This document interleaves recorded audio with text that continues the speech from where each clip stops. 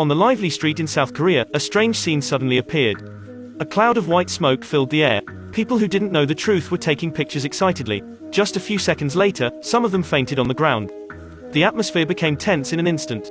Everyone instinctively ran away. People knocked on glass doors like zombies for help, but they were soon covered in the white smoke. In just a few seconds, a bunch of people fell to the ground. Cars on the road ran like headless flies. At this time, a truck hit a pile of gas tanks, then crashed into a hotel. At the door of the hotel, a wedding had just finished. They were just here for a lively party. Looking at the gas tank falling in front of them, they hurried out of the hotel, but when they came out, they caught such a scene.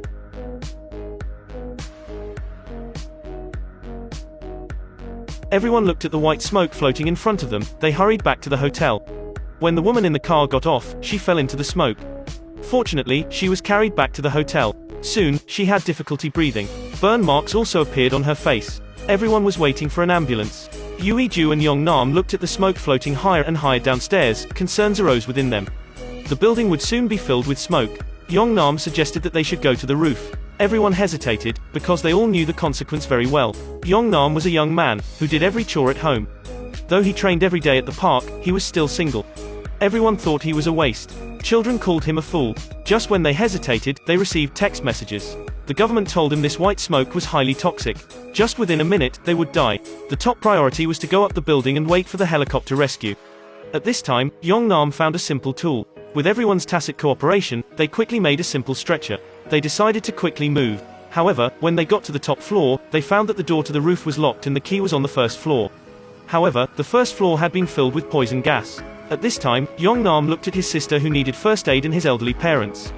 He decided to fight for their lives, breaking the glass in front of him, jumping to the opposite floor. In this way, he could open the roof door from the outside. After several attempts failed, at last, he picked up the heaviest ornament, using a professional shot put position.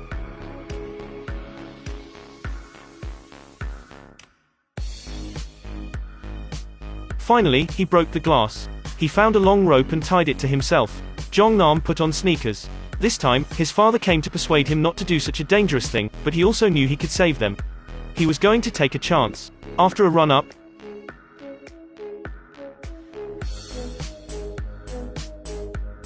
he caught the railing. The little nephew on one side also ran to encourage him. Now, it was time to try his best. Finally, he climbed up, but there were bigger challenges. At this time, Yoo threw him a bag. It was a bag of chalk, used to increase friction. After climbing a few floors easily, he needed to jump across. He wanted to hang the stick in the grooves in the wall, but he failed. Fortunately, he caught the protruding stone this time. The rope was fixed every time he climbed a little. He took another look at the poison gas downstairs. He must race against the time. However, there was a remaining problem. The rope was not long enough. He thought of his relatives and Yoo. In a dilemma, he chose to take risks. Yong-Nam untied the rope around his waist, climbing up again. There was one last hurdle. It was a lion statue. Just climbing over this, he succeeded. Everyone could be saved. He had done it once before. That time, he failed, but this time, he had to succeed. Finally, he caught it. Fortunately, there was no danger. He was climbing up non-stop. There was no time for rest. He opened the roof door. Finally, there was hope behind the dark clouds. But the distress signal was too weak. The helicopter didn't find him at all. In the critical moment, Yoo turned on the switch. In an instant, the lights of the whole building flickered. The helicopter finally came to them, but the helicopter could only take 20 people. It was overloaded. Finally, Yong-Nam and Yoo chose to stay, waiting for the next rescue. However, the second helicopter didn't land, but left more people on the rooftop. Watching the gas rise, they understood that they had to save themselves. Yoo found that there were only 3 gas masks left. The effective time of gas mask was only 15 minutes, so they raced against the time. They had to run to higher floors. However, there were only 5 minutes left. Yong-Nam changed into the only gas mask left. He ran away. Yoo could only climb to a higher roof by herself. She cursed Yong-Nam, calling him a man who didn't take responsibility. At this time, Yong-Nam came back. It turned out that he found a new gas mask. They kept on moving to find a safer place. Soon, they came to an empty gym. After observing the surrounding environment, they knew that they needed to go to the opposite rooftop. Perhaps they could wait for the helicopter there, so they tied dumbbells to the rope, then threw it across the building to build a rope bridge. Yoo was lightweight, so she passed quickly, but when it was Yong-Nam's turn, the poison gas soon spread. He had to retreat. Watching the poison gas drown Yong-Nam immediately, Yoo hesitated. Should she run on her own or continue to wait for him? At this time, Yong-Nam put on his last gas mask. He climbed down the rope. Now what they had to do was trying to attract the attention of the helicopter. Soon, the helicopter came. Just then, they found a group of students upstairs. At that time, what are they doing? What's wrong with them? It's an arrow. They gave up the opportunity to the students.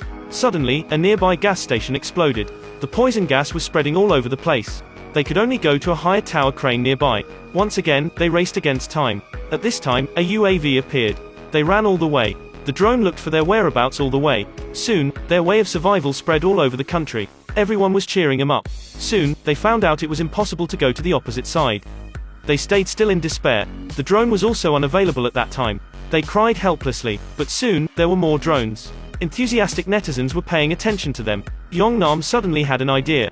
He asked the drone to help them pull the rope, then hang it on the opposite water pipe. They were going to slide across the building, but halfway to the destination, they were stuck. The rope would slip soon, so they cut the rope. They wanted to use the rope to bounce over, but they failed. People thought there was no hope. When the rescue helicopter was ready to turn around, the pilots found them. Finally, the two were saved. At that time, Yu asked him if they had seen each other before. Yongnam a few years ago was just a homeless man. Yu refused his confession. This time, they experienced the thin line between life and death together. She memorized the brave man in front of her. Yongnam's family also surrounded him. This time, he had become the hero in the eye of his family.